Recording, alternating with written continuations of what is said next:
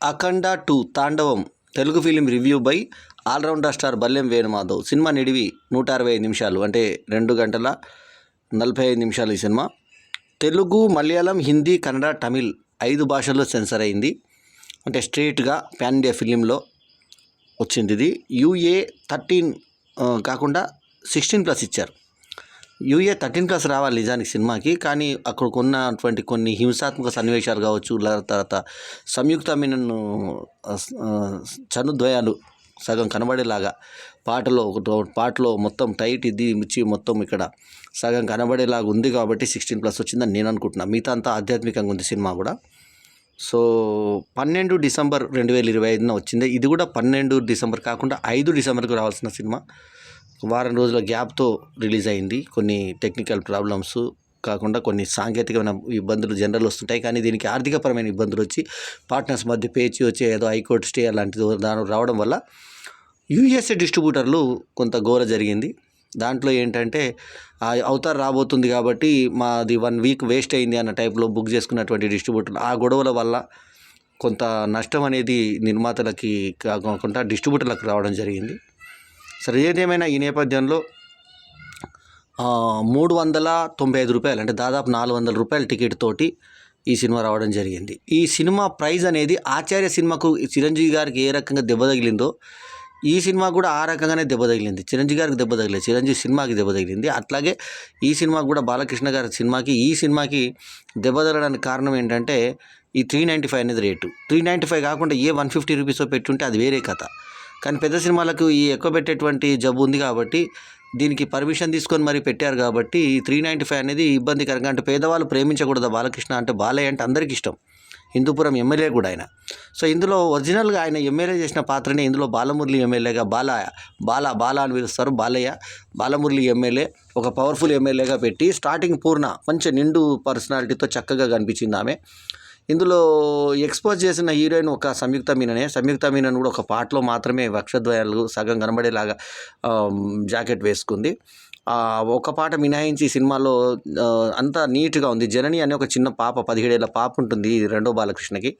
ఇంకొక ఆయన మనకు తెలుసు కదా మొదటి నుంచి అఘోరా పాత్ర ఎప్పుడో చిరంజీవి శ్రీమంజురాధలోనే వేశాడు. ఇప్పుడు తర్వాత బాలకృష్ణ అఖండలో వేసినాక ఘన విజయం సాధించాడు. ఈ సినిమాలో అఖండ 2లో ఎవరైతే ఈ అఘోరా పాత్ర ఉందో ఆ పాత్రకే సెకండ్ హాఫ్లో అంత ప్రిఫరెన్స్ ఇచ్చారు. కథ ఏంటంటే టిబెట్లో ఎక్కువ కథ జరుగుతుంది. కథాకాలంలో విదేశీయులు, ముఖ్యంగా చైనీయులు మనకి వాళ్ళకు గోడ కట్టుకున్నారు మీరు రక్షణ కోసం, మేమేమో ఏ దానికి అభేద్యంగా ఉన్నాము అని ఒక డైలాగ్ చెప్పించి చైనా అని చెప్పి పెట్టించారు. జనరల్లీ పాకిస్తాన్తో వారు చూపిస్తారు, కానీ ఇక్కడ చైనా మన దేశంలో విధ్వంసం సృష్టించడానికి మతాన్ని తక్కువ చేసేటువంటి ఉద్దేశంతో ప్రయత్నం చేసే దాని మీద సబ్జెక్ట్ తీసుకున్నాక ఆ మతాన్ని డిస్టర్బ్ చేయడానికి ఏంటంటే కుంభమేళని ఎంచుకుంటారు, మహాకుంభమేళ. ఆ మహాకుంభమేళ జరిగే టైంలో అక్కడ సైనైడ్ లాంటి ఒక పదార్థాన్ని కలుపుతారు, విషయాన్ని కలుపుతారు. అక్కడ కలిపి వచ్చిన వాళ్ళందరూ, మునిగిన వాళ్ళందరికీ అనారోగ్యం వచ్చేలాగా, అది ఎక్కినటువంటి దాంట్లో వైరస్ వచ్చేలాగా 6 గంటల్లో పాడేలాగా చేస్తే దాన్ని కనిపెడుతుంది. దాని వైరస్ యాంటీడోస్ కనపడుతుంది జనని, బాలకృష్ణ కూతురు, వాళ్ళ ఎమ్మెల్యే పాత్ర కూతురు. సో ఆ కనిపెట్టిన తర్వాత ఆ నేపథ్యంలో ఒక మిలిటరీ అక్కడ దాంట్లో ఎక్కడైతే శిబిరం వీళ్ళ దగ్గర నేర్చుకునే శిబిరం ఉంటుందో అక్కడ ట్రైన్ అప్ అయిన దాంట్లో ఈమె సెలెక్ట్ అవుతుంది. ఆ సెలెక్ట్ అయిన దానికి లెక్చరర్ సంయుక్త మీనన్ బాలయ్య దగ్గరకు వచ్చి బాస్ అని పలకరిస్తుంది. బాల అని వాళ్ళిద్దరి మధ్య ఒక సాంగ్ లాగా పెట్టారు.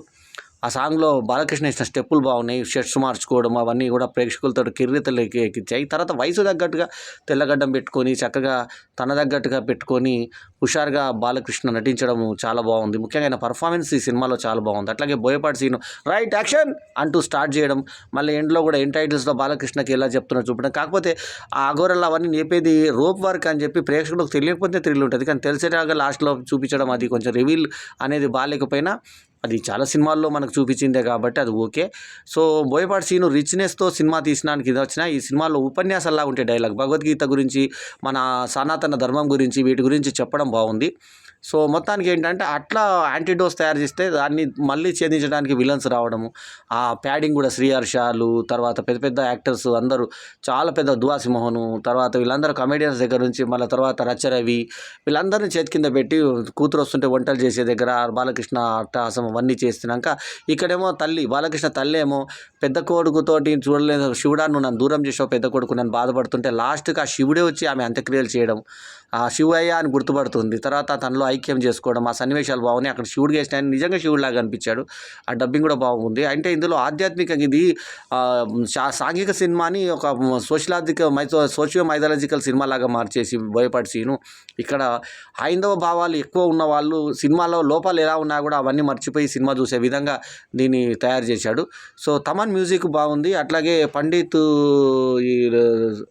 ఇద్దరు పండిత్ శ్రవణు తర్వాత ఇంకొక అతను వాళ్ళు చేసినటువంటి వాయిద్య ఇది బాగుంది. సో జననిగా పాప చేసిన ఆమె బాగుంది. అట్లాగే సంయుక్త మీనన్ హీరోయిన్ క్యారెక్టర్ బాగుంది. కానీ ఇంటర్వెల్ లోపే చంపడం అది కొంచెం డిసప్పాయింట్ అవుతుంది ప్రేక్షకులకి. మురళీకృష్ణ క్యారెక్టర్ సెకండ్ హాఫ్లో ఎక్కువ కనబడకుండా అంత్యక్రియల సమయంలో మాత్రమే కనబడడం కూడా మైనస్ అనిపిస్తుంది. అఘోరా మీదనే కథ అంతా తీసుకెళ్లారు. అఘోరా గొప్పతనాలు చూపించారు. తర్వాత ఆది పినిశెట్టి విలని ఒక అన్నుపోయింది ఏ రకంగా వచ్చిపోయింది అనేది వాళ్ళ తండ్రి నుంచి ఏ రకంగా చేసిన విలన్కి చెప్పడము. ఆ కథలో కూడా బాలకృష్ణకి అతనికి లింక్ పెట్టి మొత్తానికి బాలకృష్ణ ఎప్పటిగానే వీళ్ళిద్దరు ఇద్దరు కాంబినేషన్ బోయపాటి సీను బాలకృష్ణ కాంబినేషన్ వచ్చిన మొదటి సినిమా సింహ సూపర్ హిట్. మా ఫ్రెండ్ పరచూరి శివరాం ప్రసాద్ తీసిన సినిమా. ఆ తర్వాత వచ్చినటువంటి లెజెండ్ 1000 Days పైన ఆడిన సినిమా.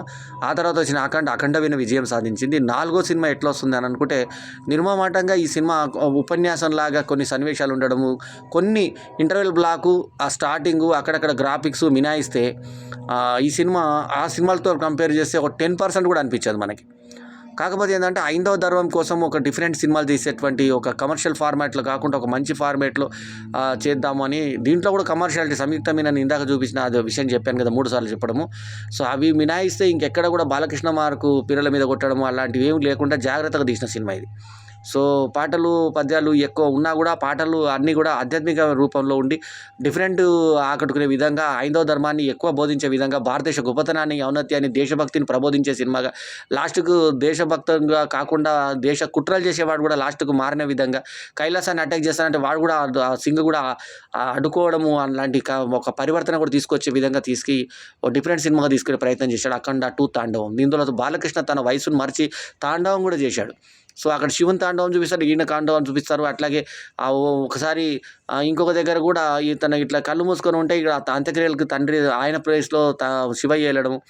ఆ శివుడు ఏ రకంగా చేస్తాడు అంటే ఆజ్ఞాపిస్తాడు, తర్వాత ఈ రకంగా చేస్తాడని ఎన్నో రకమైన లాజికల్ ఆధ్యాత్మిక పాయింట్లు కూడా బోయపాటి సీనియర్లో పెట్టే ప్రయత్నం చేశాడు. కానీ డైలాగులు రాసుకోవడంలో మాత్రం తడబడ్డాడు. చాలా ఉపన్యాసాలాగా అయిపోయినాయి డైలాగులు. ప్రధానమంత్రి పాత్రలో సర్వదమన్ బెనర్జీ సిరివెన్నెల ఫేమ్ బాగా ఆకట్టుకున్నాడు. సో అతని దగ్గరికి విలన్స్ వచ్చి ఒక ప్రధానమంత్రిని భయపెట్టిపోవడం లాంటివి అన్నీ కొంచెం ఇల్లాజికల్గా అనిపిస్తాయి. పూర్ణ అధికారిగా సాల్వ్ చేస్తూ ప్రతి ప్రోగ్రామ్కి ఇతనికి ఎమ్మెల్యేను వచ్చి కొట్టడము, ఎమ్మెల్యే అందరిని విడిపించుకొని పోవడం, ఇలాంటి సన్నివేశాలు బాలకృష్ణ మార్కు డైలాగులతో బాగున్నాయి. బాలకృష్ణ హుందా నటన యొక్క క్రౌర్యము అవన్నీ అద్భుతంగా చేస్తాడు కాబట్టి అతను పర్ఫార్మెన్స్కి ఎటువంటి డోకా లేదు. చాలా బాగుంది. ఏజ్కి తగ్గ క్యారెక్టర్ ఎన్నుకోవడంలోనే బాలకృష్ణ సక్సెస్ అయ్యాడు. 2 బాలకృష్ణలకు మధ్య ఆ అఘోర పాత్ర చాలా క్లిక్ అయింది. సో చాలా బాగా చేశాడు. సో ఓవరాల్గా తల్లి పాత్ర చేసిన ఆమె కూడా అద్భుతంగా చేసింది. లాస్ట్కి మదర్ సెంటిమెంటును, దేశభక్తి సెంటిమెంటును, తర్వాత ఈ యొక్క ఆధ్యాత్మిక చింతన మీద తీసుకొచ్చినటువంటి హైందవ సెంటిమెంట్ అన్ని 3 కలగలిపి సినిమాని ఇంకో కొత్త కోణంలో తీసుకుపోయినా కూడా ఎందుకనో బోర్డమ్ కొడుతుంది. అక్కడక్కడ ఫైట్స్ ఆకట్టుకున్నాయి, కొన్ని సన్నివేశాలు ఆకట్టుకున్నాయి, గ్రాఫిక్స్ ఆకట్టుకున్నాయి కొన్ని దగ్గర. సో మొత్తానికి ఓవరాల్గా పిక్చర్ తీసుకుంటే 2 గంటల 45 నిమిషాలు మెప్పించిందా అంటే మెప్పించలేదని చెప్పాలి. అయితే హైందవ ధర్మాన్ని ఇష్టపడే వాళ్ళు మాత్రం ఖచ్చితంగా ఈ సినిమా కొట్టేశారు. ఈ సినిమాకి నేను ఇస్తున్న రేటింగ్ 3/5. ఎందుకంటే అక్కడక్కడ నాకు బోర్డమ్ కొట్టింది ఈ సినిమా. ఆ 3తో కంపేర్ చేస్తే ఇంతకు గతంలో వచ్చిన సింహ, లెజెండ్, తర్వాత అఖండలతో పోల్చుకుంటే అఖండ 2 తాండవం మాత్రం ఆ రేంజ్లో మాత్రం ఖచ్చితంగా లేదు. మరి రిజల్ట్ ఏ విధంగా ఉంటుందంటే ప్రేక్షకులు రిసీవ్ చేసుకునే దాన్ని బట్టి ఉంది. ఆధ్యాత్మిక చింతన ఉన్నవాళ్ళు, దేశభక్తి ఉన్నవాళ్ళు, తర్వాత బాలకృష్ణ మీద అభిమానం ఉన్నవాళ్ళు, తర్వాత మదర్ సెంటిమెంట్ని ఇష్టపడే వాళ్ళు ఇష్టపడొచ్చేమో. సో ఎప్పుడు ఆమె బాధపడుతూ ఉంటుంది. జనని వచ్చి నాన్నమ్మ నువ్వు ఎందుకు ఇలా లోపల ఉన్నావు అంటూ ఆమెని ప్రాధేయపడే సన్నివేశాలు అవన్నీ కూడా ఆకట్టుకునే విధంగా ఉంటాయి. ఇంట్లో పెద్ద ఫ్యామిలీ, చాలామంది ఆడవాళ్ళతోటి అట్టహాసంగా ఉండేటువంటి ఆ రిచ్నెస్ బోయపాటి సీను రెగ్యులర్ సినిమాల్లో లాగానే రిచ్నెస్గా ఉంది. సో మొత్తానికి కథ ఏంటంటే